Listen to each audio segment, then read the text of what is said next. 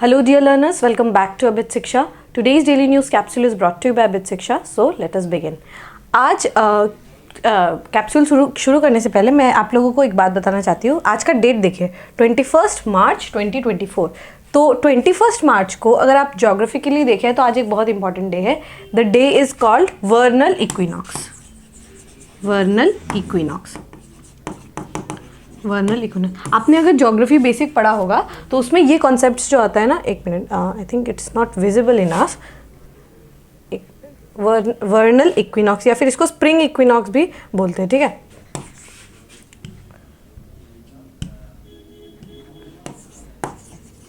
वर्नल equinox, ठीक है. वर्नल equinox क्या होता है?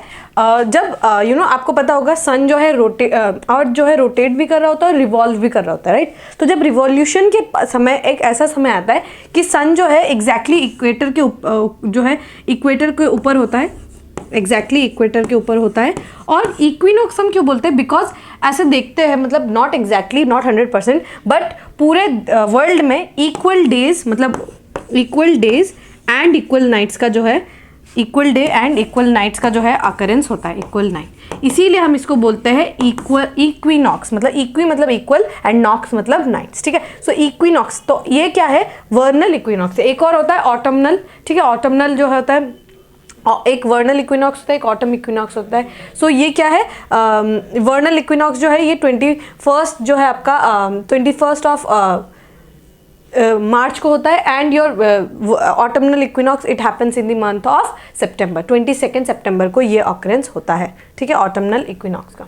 सो ये दिन जो है बहुत इंपॉर्टेंट है, आपको याद रखना होगा. आज के दिन को हम किसके रूप में देखते हैं? आज ऑलमोस्ट इक्वेटर पे जो है, इक्वेटर पे नहीं, पूरे वर्ल्ड में ही equal days and equal nights जो है हम एक्सपीरियंस करेंगे, इसीलिए बहुत ज़्यादा इंपॉर्टेंट है, ठीक है. चलिए शुरू करते हैं. Today's news includes, just give me a minute. Yes, आज के जो इम्पोर्टेंट न्यूज़ है ना, वो सारे जो है हमने डेटा जो है वो उसके अकॉर्डिंग जो है हमने बनाया है. आज जो सबसे इम्पोर्टेंट न्यूज़ है, एक तो सबसे पहले वो वर्ल्ड एयर क्वालिटी के ऊपर जो है आपको न्यूज़ देखने को मिलेगा.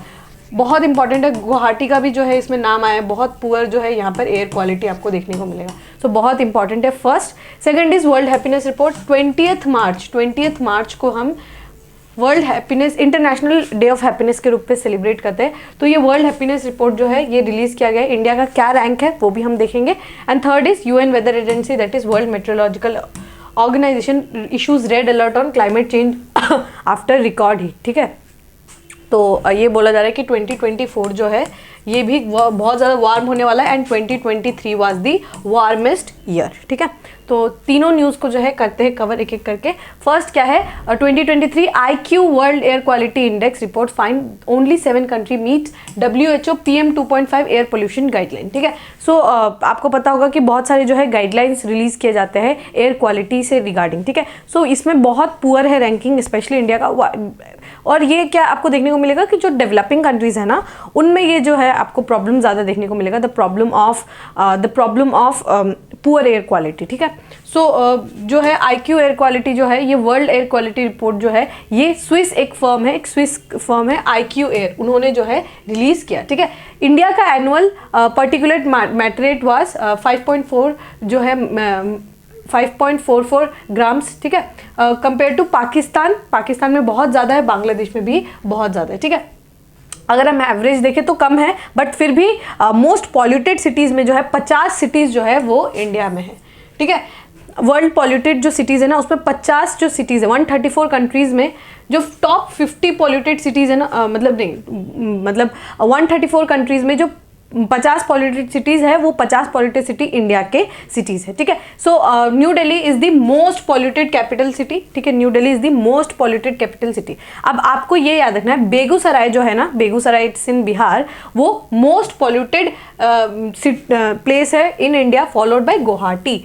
गुवाहाटी जो है it is the second most polluted city in India, ठीक है. सबसे ज़्यादा पॉल्यूटेड सिटी जो है वो बेगूसराय है, बिहार में है. उसके बाद जो है गुवाहाटी है, ठीक है. तो union territory of Delhi and वो जो है यहाँ पर भी आपका particular metric it's very high, ठीक है. न्यू दिल्ली जो है it's the 6th most polluted city. Mullanpur in Punjab and Pakistan Lahore were the 4th and 5th most polluted places, ठीक है। सो आपको देखने को मिलेगा कि सारे जितने भी डेवलपिंग कंट्रीज है उनका जो है पोल्यूशन का लेवल बहुत ज़्यादा है। स्पेशली गुवाहाटी में भी अगर आप देखेंगे 2nd मोस्ट पोल्यूटेड जो है सिटी के रूप में उभर के आया है।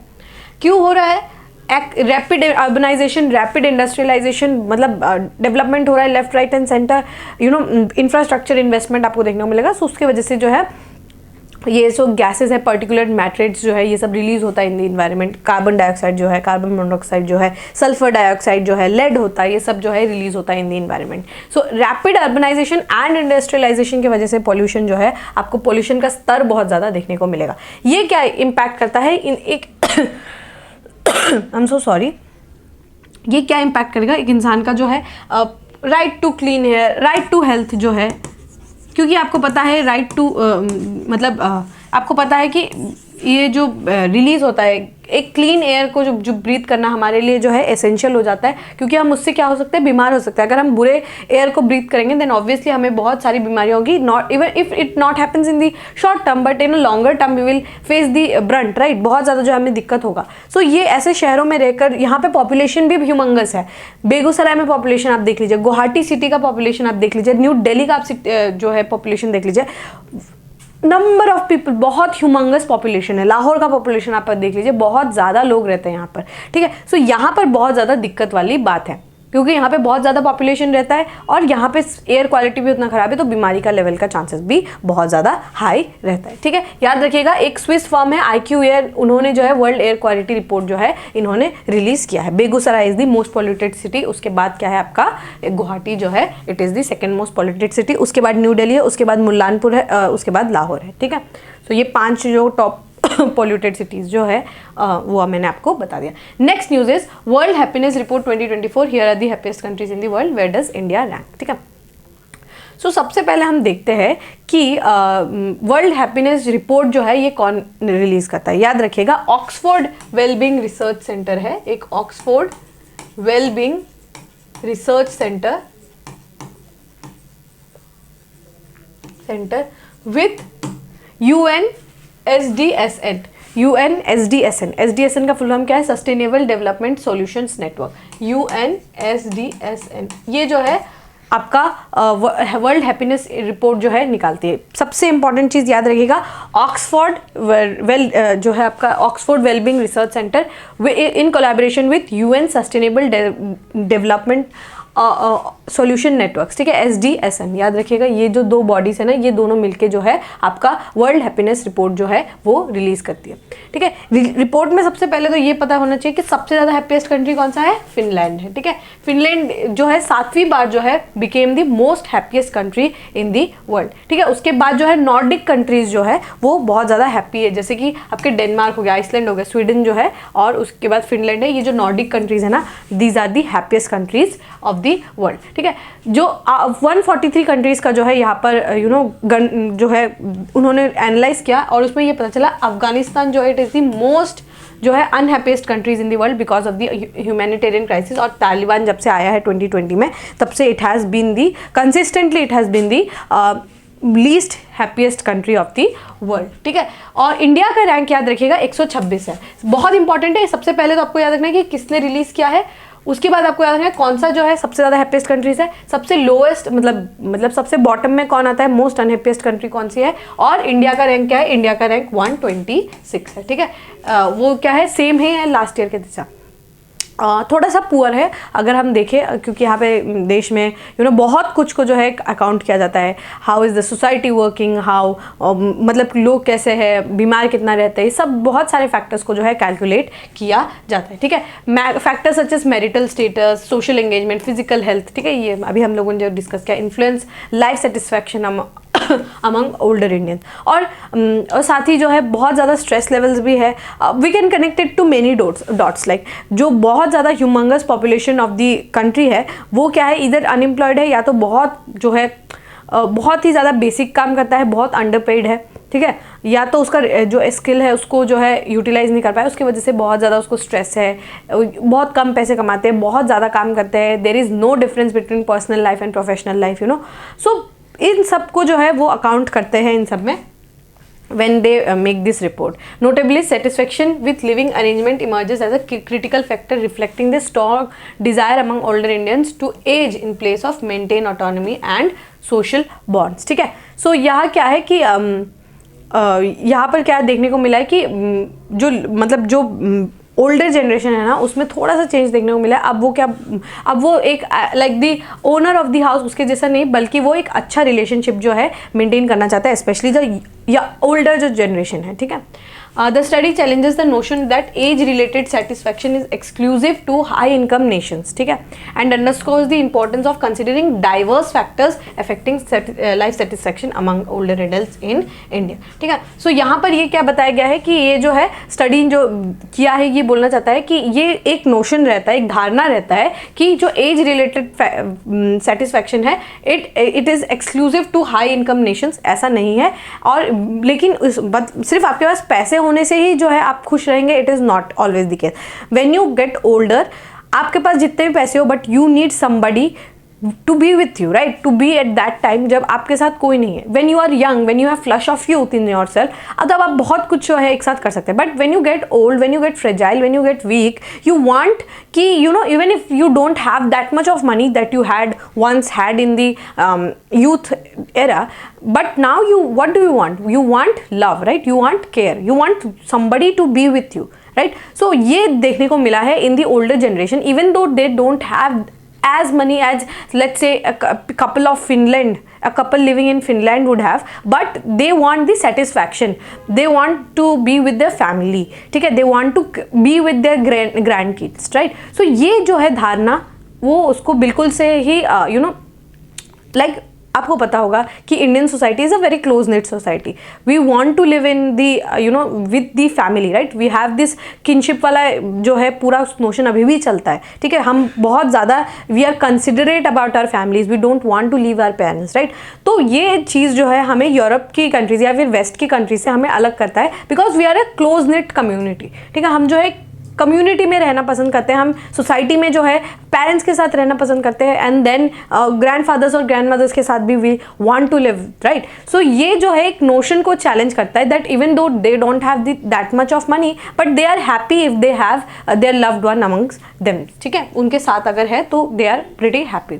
India's older population rank second globally with 140 million जो है इंडिविजुअल्स है 60 एंड अबव, और ट्रेलिंग ओनली चाइना. ठीक है, तो चाइना के बाद जो है सबसे ज़्यादा पॉपुलेशन ओल्ड एज का तो है वो इंडिया है. ठीक है, सो यहाँ पर जो है ग्लोबल जो है रिपोर्ट है, यहाँ पर वही बात की गई है कि कैसे ओल्ड एज पीपल जो है हाउ दे आर हैप्पी. मतलब हमारे रैंक भले ही पुअर हो बट यहाँ पे जो है आपको देखना होगा कि किस तरीके से हम इस रैंक को इम्प्रूव कर सकते हैं. बेटर लाइफ, यू नो, जो जैसे अभी आप देखिए अगर वो पुअर एयर क्वालिटी में रहेंगे तो हम बीमार रहेंगे, एंड बीमार रहने से इंसान कैसे खुश रह सकता है, राइट. बीमारी में इंसान कैसे खुश रह सकता है. सो बहुत सारी चीज़ें हैं जिनको हमें कंसिडर करना चाहिए और जिनके साथ हमें एक सोल्यूशन पे आना चाहिए कि how we are going to improve our ranking. इसमें बहुत सारा हिस्सा है कि मैरिटल स्टेटस कैसा है, यू नो.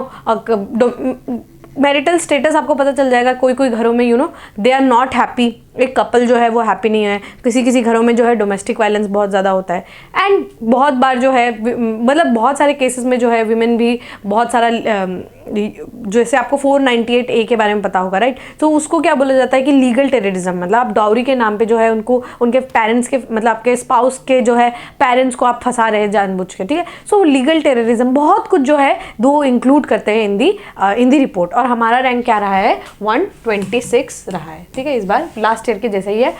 याद रखिएगा, Oxford wellbeing research centre and UN sustainable development network UNSDSN. ठीक है, चलिए next and last news for today. UN weather agency issues red alert on climate change after record heat. ठीक है, सो climate change जो है बहुत ज़्यादा जो है यहाँ पर हमारे लाइफ को इम्पैक्ट करेगा, अभी करते हुए रहेगा. And I think we are all doomed to global warming, we are all doomed to climate change. ठीक है, हम सबका जो है आई थिंक हम सबका जो है if we are going to die, we are going to die. I won't say it if you are going to die. I would rather say it like if you are going to die early. ठीक है, ये बोलना ठीक रहेगा कि अगर हम जल्दी मरेंगे ना तो इसका मेन कारण रहेगा climate change and your global warming. ठीक है, सो यहाँ पर अगर आपको पता होगा पेरिस क्लाइमेट चेंज के बारे में हमने बहुत बहुत बार बातें की है, राइट। 1.5 डिग्री तक हमें रोकना है, 2 डिग्री से ज़्यादा बढ़ने नहीं देना है। सो नाउ इसकी वजह से क्या है कि 2023 को क्या बोला गया कि it was the hottest year, ठीक है, बहुत ज़्यादा जो है गर्मी पड़ी थी, ठीक है। सो ये क्या है, रिकॉर्ड 2024, ये भी अंदाजा लगाया जा रहा है कि 2024 will be one of the most hottest year, ठीक है, रिकॉर्ड ब्रेकिंग ये भी ईयर रहेगा, ठीक है। इसीलिए क्या है, WMO ने क्या क्या है, रेड अलर्ट जो है जारी कर दिया है रिगार्डिंग दी ग्लोबल वार्मिंग, ठीक है। ये क्या करता है कि एक डिग्री जो वर्ल्ड मेट्रोलॉजिकल, पहले हम समझते हैं कि वर्ल्ड मेट्रोलॉजिकल ऑर्गेनाइजेशन क्या है। सबसे पहले याद रखिएगा एक UN का जो है एजेंसी है, ठीक है, यूनाइटेड नेशंस का ये एक एजेंसी है। ये क्या करता है कि वो जो भी वर्ल्ड में जो भी चेंजेस आ रहे हैं वेदर में, क्लाइमेट में, तो वो उसको स्टडी करता है और उसके बारे में जो है हमें बताता है, ठीक है। Established in 1950, WMO became the specialized agency of UN for meteorology, ठीक है, वेदर एंड क्लाइमेट को जो है ये पढ़ता है, ठीक है। याद रखिएगा जिनेवा में जो है स्विट्जरलैंड में ये इसका हेडक्वार्टर्स है एंड इसका मेंबर कंट्रीज कितने हैं, 187 है, ठीक है, 187 है। UN के कितने मेंबर्स हैं, 193 है, बट वर्ल्ड मेट्रोलॉजिकल ऑर्गेनाइजेशन में जो है 187 जो है मेंबर्स आपको देखने को मिलेगा, 193। ओके, सो यहाँ पे क्या है कि आपको देखने को मिलेगा कि अगर हम लोगों ने पेरिस एग्रीमेंट जो था ना, पेरिस एग्रीमेंट क्या था, 1.5 डिग्री सेल्सियस तक जो है इसको हमें रोकना है। प्री इंडस्ट्रियल लेवल्स में जितना था, ठीक है, इंडस्ट्रियल रेवोल्यूशन आने से पहले कुछ एक टेम्परेचर हुआ होगा, राइट, वर्ल्ड का। बट हमें क्या करना है कि अगर pre industrial level, let's say एक एग्जांपल आपको देती हूँ, लेट्स से कि प्री इंडस्ट्रियल लेवल्स के समय पर अर्थ का टेम्परेचर 30 डिग्री सेल्सियस था, this is purely an example, ठीक है। सो अब क्या हुआ कि हमने बहुत ज़्यादा जो है ये ग्लोबल वार्मिंग हुआ, लेट्स से अब करते हैं 35 डिग्री सेल्सियस, ठीक है। सो हम अभी क्या है, क्योंकि हमें पता है कि अगर हम अभी एक्शन नहीं लेंगे, अगर हम एक्शन नहीं लेंगे तो क्या होगा कि यहाँ पर जो है बहुत ज़्यादा गर्मी बढ़ जाएगी, वर्ल्ड जो है वो क्लाइमेट चेंज से गुजरेगा और वो हमें बिल्कुल बहुत ज़्यादा इम्पैक्ट करेगा। तो हम क्या करना चाहेंगे कि हम जब प्री इंडस्ट्रियल लेवल, सबसे पहले तो हमें अपने टेम्परेचर को तो कमाना है, बट जो प्री इंडस्ट्रियल लेवल था ना, जैसे 30 डिग्रीज था, ठीक है, तो हम क्या करेंगे, पहले तो हम इस 35 डिग्रीज को कमाएंगे, रिड्यूस करेंगे, बट हम कितना ही अफोर्ड कर सकते हैं, जो प्री इंडस्ट्रियल लेवल था ना उससे बस 1.5 डिग्री ज़्यादा, 1.5 डिग्री ज़्यादा, दैट विल बी 31.5 डिग्री। इतना ही हम जो है अफोर्ड कर सकते हैं, ठीक है, इतना ही हम जो है अफोर्ड कर सकते हैं। इससे ज़्यादा हुआ तो वो जो है मतलब हम उसको रिवर्स नहीं कर पाएंगे, जो चेंजेस हो जाएंगे वो इरिवर्सिबल हो जाएगा। अभी फिलहाल जितना स्टेट ऑफ कंडीशन है हम उसको रिवर्स कर सकते हैं, ठीक है, ग्लोबल वार्मिंग को थोड़ा रिवर्स कर सकते हैं। बट अगर हमने इतना जो आपका व्हाट डू वी से, इतना जो थ्रेशोल्ड है, अगर हम उसको ब्रीच कर गए तो उसके बाद हम उसको रिवर्स नहीं कर पाएंगे, ठीक है। तो यही है प्री इंडस्ट्रियल लेवल्स के जो है उससे 1.5 डिग्री ज़्यादा हम उसको क्रॉस नहीं कर सकते, ठीक है।